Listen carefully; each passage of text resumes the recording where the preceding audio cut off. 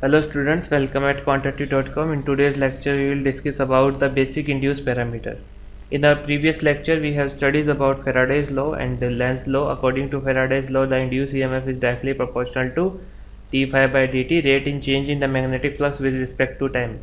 So the direction given by Lenz's law, that is equal to minus d phi by dt. Here minus negative sign indicates that the induced current in the coil in such a way that is always opposes the cause by it is produced. So now some basic induced parameters there. First one is instantaneous induced EMF E. तो उससे पहले average induce EMF में बता देता हूँ what does mean by the average induce EMF. So according to Faraday's law, average induced EMF is given by minus del phi by del t. What is del phi here? Del phi is for a coil. एक coil के लिए for a coil its magnetic flux change, and delta t is in time interval. कितने time interval के में, इतने delta T time interval में अगर delta phi flux में चेंज हो रहा है, then we can say that induce EMF, average induce EMF is equal to minus delta phi by delta T. Okay, now instantaneous का मतलब क्या होता है? एट आ स्पेसिफिक टाइम, और we can say delta T is tends to zero. Instantaneous की ये चीज़ होती है, आप कभी भी इंस्टेंटेनियस वेलोसिटी, इंस्टेंटेनियस एक्सेलरेशन जब फाइंड करोगे then delta T is equal to zero. Means एक सडन टाइम पे, इंस्टेंट टाइम पे मुझे उस चीज़ की वैल्यू फाइंड करनी है, तब उससे हम instantaneous induce EMF, instantaneous value बोलते हैं. और यहाँ पे इंड्यूस ईएमएफ की बात हो रही है, तो instantaneous induce EMF. So E is equal to defined by limit delta T tends to zero at a instant time. Okay, so minus del phi by del t. Now the limit, applying limit here del t tends to 0. अगर हम limit apply करते हैं तो instant time के ऊपर जो उसकी हमें वैल्यू मिलेगी वो मिलेगी d phi by dt. इसका मतलब जो हमने फेराडेज लॉ और लेंज लॉ में पढ़ा, उनका कंक्लूजन जो वैल्यू हमें देता है that is instant value. Okay, तो ये चीज़ हमने पढ़ी, ये क्या है? इंस्टेंट वैल्यू है. Instant value according to Faraday and Lenz law we will get the induced EMF, that is the instant value. Okay, and average value is defined by E average is equal to minus d phi by delta t. Now induced current. So if we know that if there is a motion, there is a relative motion in between coil and magnet, then there is an EMF place. एक EMF बनता है वहाँ पे, coil के अंदर induce होता है EMF. If coil is in closed circuit, then we can say that current and charge are also induced in the circuit. वैसे तो बेसिकली अगर हम इसकी मोशन करें मैग्नेटिक बार की और एक कॉइल है हमारे पास, तब इसके टर्मिनल्स पे क्या प्रोड्यूस होगा? EMF इंड्यूस होगा E. और सपोज करो कि अगर यही कॉइल, इसको मैंने कनेक्ट कर दिया है गैल्वेनोमीटर से क्लोज सर्किट के अंदर, तब इसमें क्या फ्लो होगा? चार्ज और करंट फ्लो होगी. तो वो जो इंड्यूस करंट होगी इंस्टेंट टाइम पे, that is given by I is equal to, okay, according to Ohm's law I is equal to V by R होता है, and V is here E. V किससे represent किया है? E से. E electromotive force है, but we know that it is the synonyms of like potential. So I is equal to E by R. We know that E is equal to, E की value क्या होती है?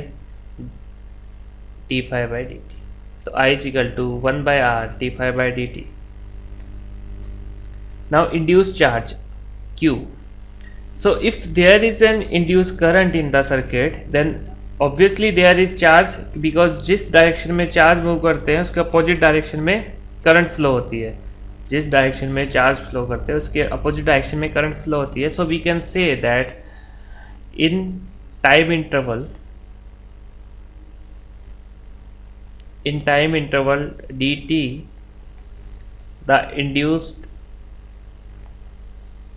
charge dq is equal to I dt, because we know that I is equal to dq by dt.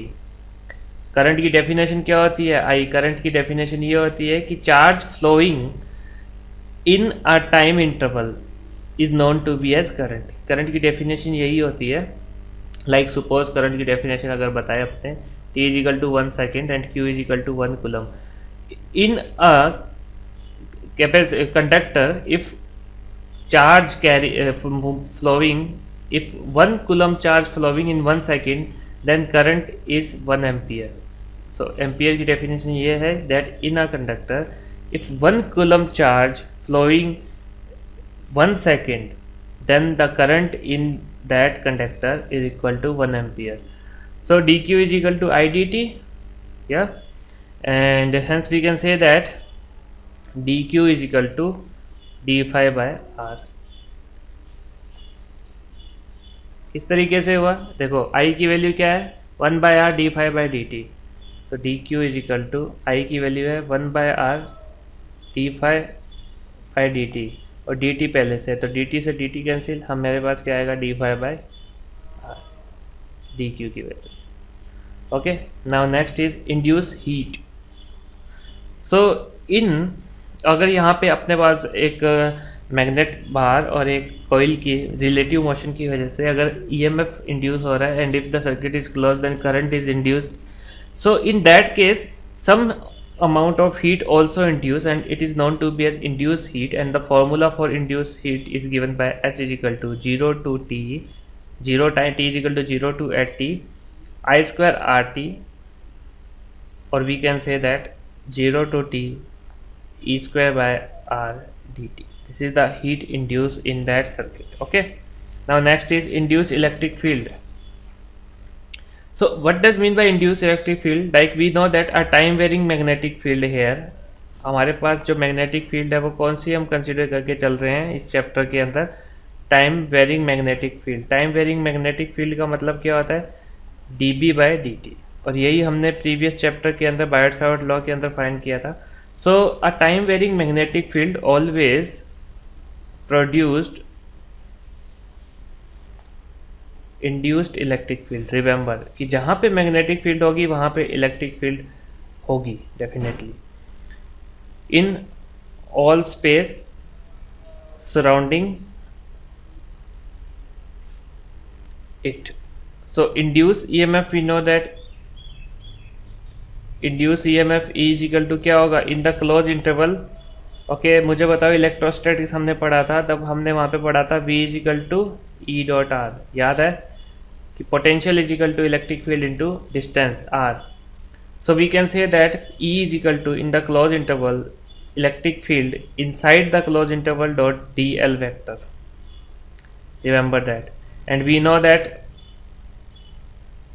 Induce EMF from law of EMI. So from law of EMI, induced EMF is given by E is equal to minus d phi by dt. Now we can say that from 1 and 2 E is equal to in the closed interval E in vector dot dl vector is equal to minus d phi by dt. Important result है ये. So this is about the induced electric field inside the cylindrical space. Okay, so it is non-conservative and non-electrostatic in nature. Yeah, remember. Okay, so that's all about the induced parameter. So in our next lecture we will cover some numerical based on these problems. Thank you very much.